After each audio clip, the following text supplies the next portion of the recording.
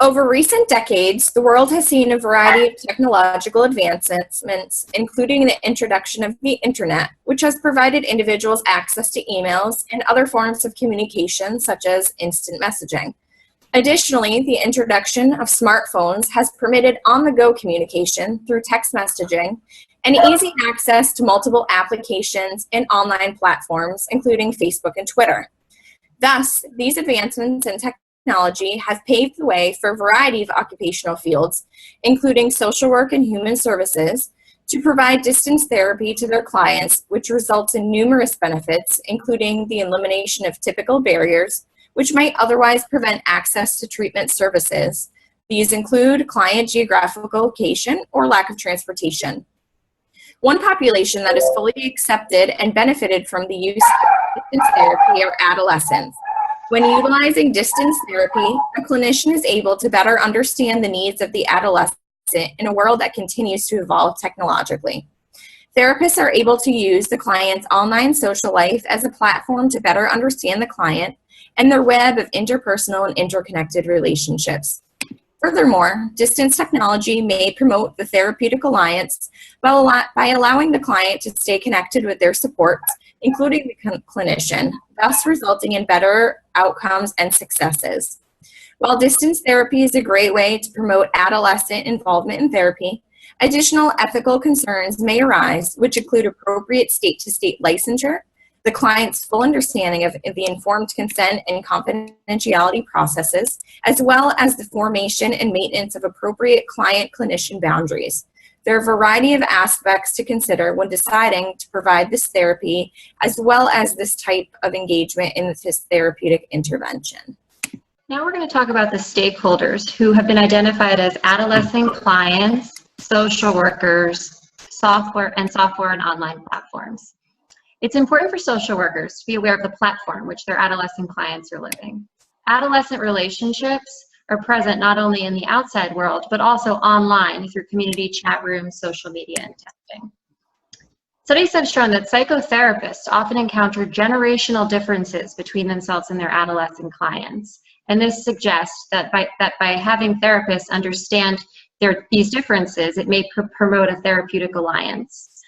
Some ways to promote this alliance is allowing adolescents to stay connected to their contacts and support systems during therapeutic session. For instance, text messaging. For allowing text messaging during therapeutic session, the clinician is able to use the client's online social life as a tool to help scaffold the adolescent to better understand their problems, which could be generated by their social life. This can also help the adolescent stay present in session, as it allows them to feel understood and again provides insight into the adolescent's life.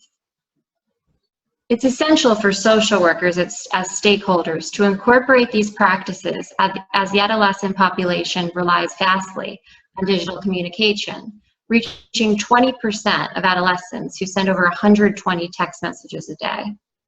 This figure alone represents the specific client system of young people and is representative of what they need from their mental health providers in terms of expectations of communication. Online phone therapy is another common way in which social workers can connect to their adolescent clients. Online therapy has received a variety of labels throughout the years, including online practice, e-counseling, web-based therapy, web-based counseling, email counseling, internet therapy, and therapy email. Social workers continue to be stakeholders in the development and use of this technology, as its growing practice requires one to be able to meet clients on numerous platforms of communication, as mentioned above. Electronic health is a growing industry which requires social workers to be informed and up to date. By staying updated with the NASW Code of Ethics and new online platforms, social workers are able to incorporate online therapy into their practice and widen the range of clients they serve. In addition, social workers who routinely use digital technology such as online therapy or video counseling raise ethical concerns which may be considered as stakeholders in the development of online therapy. Now, there are many different software devices and online platforms which aid in the delivery of distance and text therapy. Agencies and individual social workers are turning to providers such as Second Life, which is a new software program offering individual therapy where clinicians are able to hold private sessions.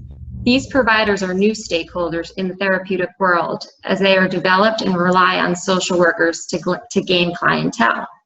Many newly developed software programs rely on the success of online therapy and web-based interventions. A couple more examples are Drinker's Checkup, which is a program which provides clients an online platform to help and monitor their understanding of their drinking problems. Personal Investigator is another website which is a new stakeholder in the success of online therapy, and it's designed for mental health professionals to utilize when working with adolescents. These software tools help adolescents work out their life stressors by plugging different people into an online game. I thought that was a nice example because it really does show how adolescents respond to technology these days.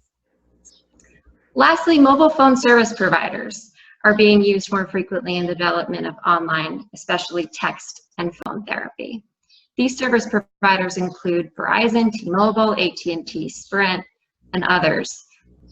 They have to continue to stay active while practitioners increasingly use text to text their clients as a way of relaying messages, providing appointment reminders, and aiding in times of client crisis. Lastly, since adolescents are some of the highest users of text messaging and the online world, it makes sense that phone providers, software providers, and clinicians would be interested in expanding services and entering into the therapeutic online realm. So I'm going to talk a little bit about ethical concerns as it relates to distance therapy. There are several ethical concerns that social workers should really think about before they dive into either distance therapy and text therapy, email therapy, any kind of technological therapy. Some of the ethical concerns are appropriate licensure, informed consent, confidentiality, boundary management, text messaging, and crisis management. When utilizing technology in social work practice, it's essential that social workers refer to the NASW Code of Ethics and to be especially aware of the ethical concerns that could arise through that use of technology. The Code of Ethics provides practice standards and expectations for social workers, and it also reminds social workers that lack of face-to-face contact may increase the potential for maltreatment or abuse of vulnerable people. It's imperative that all social workers abide by the Code of Ethics, and it's really even more important for social workers engaging in online therapy to be aware of the potential pitfalls. We're talking about informed consent. All clinicians must obtain informed consent when conducting therapy, and this also stands true for those conducting therapy via the internet. If a clinician is offering online therapy, they should provide clear and precise information through their personal website and provide access to the consent form that should be signed and returned via encrypted methods.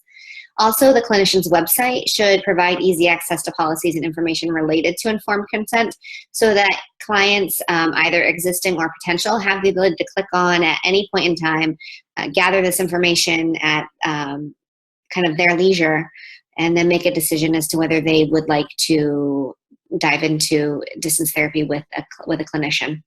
And clinicians should either require every new client to read and agree to the policies of the practice, or they should email every single client the same documentation.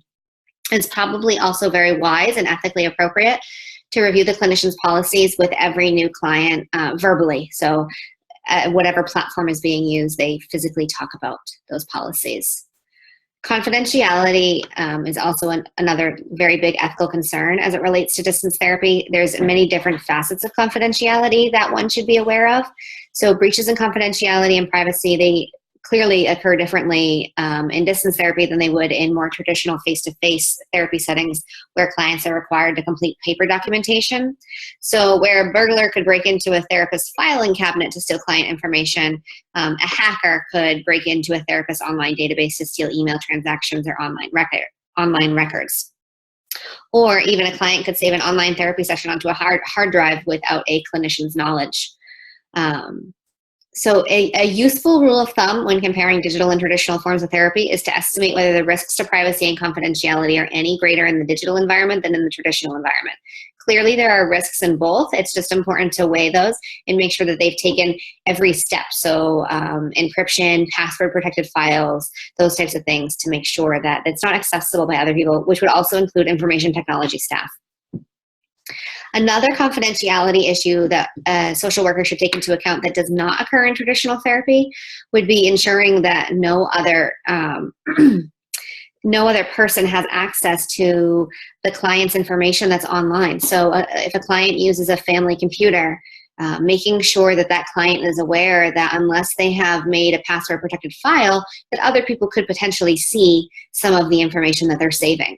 It's important to make sure that the email addresses that the clinician is using to correspond with the client is correct. It's also important that the client maybe password protects that email so that nobody else is receiving it. And one suggestion for avoiding an email going to somebody else within a family computer would be to agree on a certain subject line that would discourage family members from reading the private communications if intercepted. So like a general subject line that doesn't seem very interesting would hopefully keep someone from opening something that they have no business opening. It is the social worker's responsibility to inform the client of confidentiality and privacy issues. So it really falls on the clinician to tell the client that they need to protect their privacy on their computers. Another ethical concern is appropriate licensure. So clinicians need to be licensed in the state or states in which they're practicing, and most state laws prohibit out-of-state clinicians from providing distance therapy to consumers. So it's really important that the social worker and the clinician are aware of the state licensure laws and they're abiding by those laws. It's likely that the clinician would need to be licensed in his or her own state as well as the state that the client resides in. So if a clinician is trying to provide services to a client that lives out of state, they need to know what the other state's laws are as well. It would be a violation of the Code of Ethics to practice without appropriate licensure. So again, abiding by the Code of Ethics is incredibly important. Another ethical concern is cell phone use, which includes the use of text messaging, which Annie covered a little bit, that texting is a great way to be in contact, but it's also been identified as a potential ethical concern.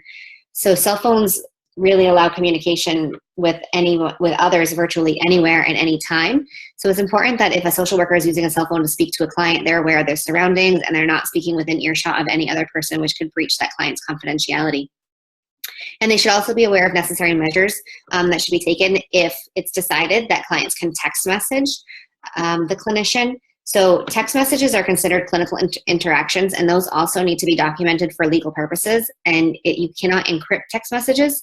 So it's really important to keep the confidentiality, the client aware of the confidentiality issues with text messaging. Boundary management is another ethical concern. Social networking sites such as Facebook make it easier for participating parties to enter unintentionally into dual relationships or to make unintended personal disclosures. And so it's really important that if a social worker has any personal social media platforms running, that they have every privacy setting at its highest so that they're not allowing their personal information to get out there. And, should a social worker become friends or connect with a client on a social networking site, the relationship could then become public, which also breaches confidentiality. So if you can run through a friends list and see that these two people are friends, that could raise questions. Ethically, it's really important to be aware of appropriate boundaries, and that includes being on social media. And really the last ethical concern that we raised in this paper is crisis management. Social workers need to determine which potential clients are appropriate for online therapy by assessing the client's ability to recognize and respect boundaries, the severity of the client's problems, the diagnostic information, and also whether the client is suicidal or homicidal. If a social worker is able to determine client appropriateness, the social worker has to consider how and to whom they'll report a client that plans to harm themselves or others, and be able to refer that client to emergency services within their zip code or geographical location. So the social worker really needs to have a good handle on where that client lives and what services are available and how they would refer them. So the social worker needs to make ethical considerations to ensure that the client would not be harmed by participating in distance therapy. So really, looking at the diagnostic information, seeing the severity of the client's problems, that really helps the social worker to determine if they think that this person is appropriate for engaging in distance therapy. So really, social workers need to be aware of both the benefits and pitfalls. And clearly there are a lot of benefits to distance therapy, but it's also very, very important that a social worker is aware of the ethical concerns, takes those into account, and then makes an informed decision as to whether or not they want to embark on distance therapy. So in conclusion, it's ultimately the goal of any good social worker or therapist to certify that the client benefits from the interventions provided.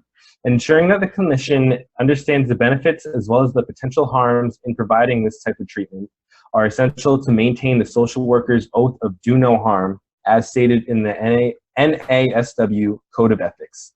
Eliminating risks for prospective ethical concerns is both the job of the therapist as well as the client. Remaining mindful of email and text communication, who has access to the files or emails exchanged between the client and therapist, as well as utilizing appropriate password protections and encryption devices on all forms of communication are critical in maintaining client confidentiality and fidelity in treatment. In a world that continues to grow technologically, distance therapy provides services which meet the needs of a growing population of adolescents and young adults.